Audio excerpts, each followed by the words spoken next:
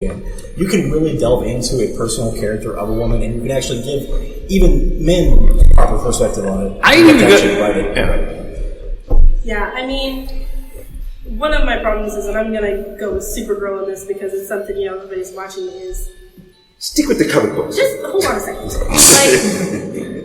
they wrote Supergirl for girls, but not the way that we wanted it written. They wrote it as this insecure girl, and all about romance and stuff like that. And we wanted just her being a superhero. We don't really need all that other stuff. But isn't that the way the story was? She's been here, but she's still here. I mean, people don't hate on the character itself. It's not even in comics. I think she's still with the Justice Society, I believe, and she still has her own book. So people are not hating on that particular character. Right. But I honestly think she's one of the most annoying characters. See, Supergirl had the flaw that Superman did, the same one, where it's not as much about a personal growth as it is an exterior force that you're always against. Right. The more developed character was always Power Girl of the Broken Universe thing. So Power Girl was always the one that keep going. But she was the one that you could always develop better, and she was the better of the two. And I just want to be clear, I like strong female characters, but the thing is nobody looks at Harley Quinn and goes, well, she's such a great role model, or she's such a great strong female character. There's a sexuality there that we're starting to just totally get away from, which I think is some of the strength of the female character.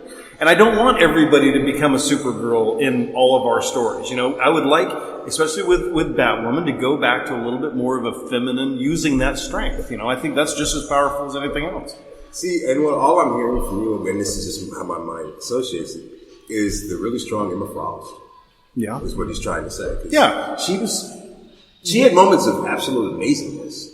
But the things that we love about all these characters is how broken they are. And you can't have an overly strong female character and show no broken quality to them and feel like Wonder Woman's awesome. I love Wonder Woman. I can't wait for my daughter to see Wonder Woman. But she's not broken like all the rest of the characters that became superheroes.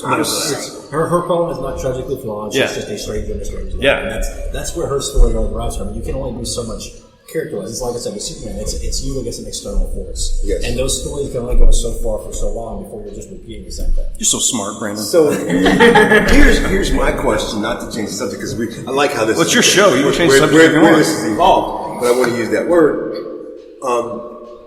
There always been a thought of Batman and that whole entire universe evolving to where there would be a Batwoman. What else can we evolve? What else should we evolve? I mean, do we want a Superwoman? Do we want Mama Flash? Do we want, I don't know about that. Grandma Flash? Well, first of all, I don't think there's a Batman world. I think there's multiverses going on right now. I hate that word. I hate it. Although I will admit, of the two, DC does it better, which is weird. I would think Marvel would do it better, but I feel like DC does it better. Marvel's not doing a whole lot of things better right now. So. The movies. They're doing... And Netflix. Yeah, I think I actually missed one of the Avengers. I was going into it really nice, and then... Anyway. Let's even narrow it down a little bit more. Let's say, stick with DC for a second. Who could we evolve? Anybody? I was excited when Nick Cage came out, man. I was loving where that was going. Luke Cage? Luke Cage, yeah, sorry. We don't talk about Nicolas Cage, no. We don't talk about Nicolas Cage. Believe me, he's evolved enough. And I think that I was actually surprised in S.H.I.E.L.D., Agents of S.H.I.E.L.D., with some of the character developments that they had. I know you're not really excited about the season this year, but I can see some spin-offs, from that. That would be some effort. Yeah. Well, I really wish they would have spun off with the Bobby Morse and Hunter thing. Yeah. I think that would have been really good. I see why they canceled it, because they wasn't going to do it. Actually, I think it was the actors that were also having issues. No. So, I think she wanted to go back and be Jared. Because, Jared's making money, so. You know what I'd really like to see come back Hold on, yo, stick with the topic at hand first. What did they evolve Agent Carter more? That would be a show that could evolve. Yes. That is a character that could evolve. I want to see her become the matriarch of S.H.I.E.L.D. I would be okay if they actually just gave her a comic book. Yeah. I mean, because you see her in Ant-Man as the much older lady, in charge. I want to see her go from, Agent Carter to that day. She could literally train that niece that great grandpa's making out with right now. Yeah. That would be a comic book that I would read. Yeah, but that's taking that moment, having her become from that point in Agent Carter to being the matriarch of pretty much S.H.I.E.L.D. That would be an epic story. That would be something that we actually see a woman grow in a character too. Going back to that as well. Another character that I thought about, we were just talking about the whole whose storyline could be evolved. Static. Mm-hmm. Like take Static's entire life, let it evolve, because you see him in Just League Unlimited as an old man. Yeah. There's a whole lot of, but you don't hear him talking about wife, kid, family, any of them. They also did something with, if I remember right, he was in Young Justice, the cartoon, for a little bit. And how he did Naked and Next. That's designed for him. I was so excited. I was like, oh my gosh, one of my favorite characters from when I was a kid. It's just in one of my favorite TV shows. I cannot wait. And then, what if he actually had a kid with somebody else in the Justice League? Which means they actually have powers like him, or not like him, but have powers. That would just cause all kinds of problems. I mean, and fun problems. I would like to see, taking it one step further, I would like to see some of the fringe stuff, the outside stuff. Yes. I would like to, Spawn. I'd love to see something happen again, but actually have a beginning, a middle, and an end. We talked about this before. Yeah. Not have a series that's just supposed to go on forever. Yeah. Let's just say, hey, we want to do one season of this, and then pick another fringe, and go through that. I don't know that Spawn's necessarily fringe, but they're bringing back Young Justice again. Mm-hmm. Still haven't done it, but they keep talking about how they're going to do it. They're just now in production. But if you combine Young Justice with the latter half of Unlimited, Just Unlimited, where they had a human support crew, evolve that support crew. Because it literally looked like Agents of S.H.I.E.L.D. at one point. Yeah. It looked. There's at least one scene in Unlimited where it looks like they're in the helicarrier. They're in the satellite, but it looks like the helicarrier. Yeah. But there's some people, the Watchdog, that could literally evolve from that. And this one to me was brilliant because they're using her right now, and she's actually kind of a cool character. Why is Stargirl still a girl? Let her grow up. Because they utilize her sexuality. She's 16. A lot. She's been 16 since 1945. Let that girl grow. They did let her grow up a little bit. And it was weird. Do we want to make a list of everybody that hasn't grown up since the 1940s in the storytelling process? Stargirl would pass that over to a daughter, yes. And she would be awful-matic, most likely. Because she'd probably pass it over to her when she was 15 in the pain of that life. Okay, now you're rebooting on me. No, this is an evolution. Like we're doing with Wonder Woman. We're Batwoman. We're evolution. I'm never going to say that right the first time. Yeah. I don't know. Like I said, I like to see it. I'm really disappointed with Batman. And I got a lot of diehard Batman friends. The Batwoman thing is going to be actually really good. Never excited about Batfleck. I'm not, I'm sorry. Or Batmite. I'm just not, if it's not Michael Keaton, just leave me alone. I still like Adam West's line in Big Bang Theory. What's an F? If that's his last line on television ever, I'm okay with it.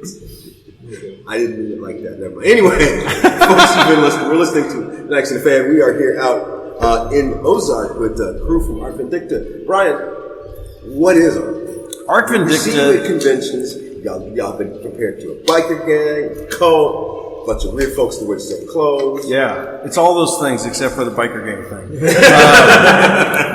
We're just a nerd club. We're a group of people that enjoy going to Comic-Cons. We've got a purpose. We want to basically help people do what they were put on Earth to do. A lot of us are accountants and lawyers, and we work in we work in different industry, and we really want to be comic book creators and writers and singers and dancers and all those things. But, that wasn't what was, placed in front of us to make a living. So we want to encourage our members to follow their dreams, and we help support them through our group. But mostly we go to cons, we nerd out together, we go to movies together, and, that's our purpose. Brandon's in Arkvindicta. He's actually one of our first members. Isn't he just security though? He is actually our sergeant at arms. He enforces all of our rules, which we haven't written down yet. So he's got a pretty easy job so far. Yeah, we have 4 active members right now in Taney County. We've got about twice as many of that as prospects that are prospecting into the chapter. We have chapters that are setting up in Florida, in Orlando, Florida, and Kansas City. Still, we're working on them. So we're just expanding. We want to basically elevate our members to participate in the pop culture world and do fun stuff. And these are some of your members here? These are just some hang-arounds, we call them. If you're not a prospect, you're a hang-around. And this is why it's a good thing that it's not a biker gang. Yeah. And but Laura and them, they came up with us to Planet Comic Con last year. We're going again this year. I think they have finals or something in college this year. So but we had like 20 some odd people go last year. We'll have like 15 to 20 people go this year. It's Planet Comic Con. Wait, college. You go to Planet Comic Con. Yeah, I know. That's what I've been wanting to do. It's just like It's like coming to Arkvindicta. It's not getting I might get like a job at McDonald's and that's it. Oh yeah, let's not do anything that gets them kicked out of college at this point. Yeah, remember? Yeah, they're all seniors, so they got to be really careful. But we just have a lot of fun nerding out together. If you look down at the show, Brandon, it's getting ready to come next, but I'm going to go with that in a weird direction. Okay. Because I want to talk about everything. But it's kind of a weird week. And I'm going to go even further back, and I'm going to talk first with Robin about The Walking Dead and the Morgan episode. And since we last on, we've actually had a lot of episodes. We've had some deaths, some sudden deaths, but some deaths. But how'd you feel about the Morgan episode? Morgan losing his mind again. It was intense. I mean, all the episodes I've seen of The Walking Dead, Morgan's a very calm character and is not one who, you would expect to just, spoiler alert, kill someone with their bare hands. He's someone who you would, think is someone who would talk it out, what's another way? He was done with talking about it in that episode. Well, yes. He talked a lot in that episode, which is funny because the people with the British accents on the show actually don't talk as much as you think they do. And even how they talk. And so you don't really hear a lot from a lot of these characters. And yet, Lenny he doesn't talk a lot. When he does, it's very short and sweet so that accent doesn't flush out. And I think it's hilarious, personally. Yeah. And it's interesting because, he's been very reserved. He doesn't really talk about himself very much or really anything at all. But you actually got a little bit of an insight more to how he's still dealing with events from, the apocalypse or whatever. He's still dealing with his son's death. And I'm going to stop you right there and go over here to this parent over here. Because his crazy is based upon him being a parent. Mm-hmm. And they never said how long him and his son were alone in that town. But first of all, your first job with your son still alive, or your child still alive, is to kill that child's mother. She's now a zombie. Yeah. And they never showed how long it took him to do it. Yeah. But then they didn't say it. They haven't shown it. But he had to kill his own kid at some point. How has the man ever been sane? Yeah, I don't know. I think, it goes back to the premise of the show. This is all about how you are surviving the apocalypse and how bad it's going to change you. And everybody has to change. If you change the first week of the apocalypse or you change 3 years into it, you have to change. And I think that's what they're showing. It's all bad. It's like they're worse than the zombies. The zombies at least have the excuse. And that's the hard part. Brandon, we're heading into the war. How are we feeling about the war? I have a feeling, and I don't know what their plans are, but I have a feeling the show's going to end before we know who all dies during it. That's how I feel it's going to be the season premiere. Our season finale is the beginning of the war, and the premiere is going to be when people start to die.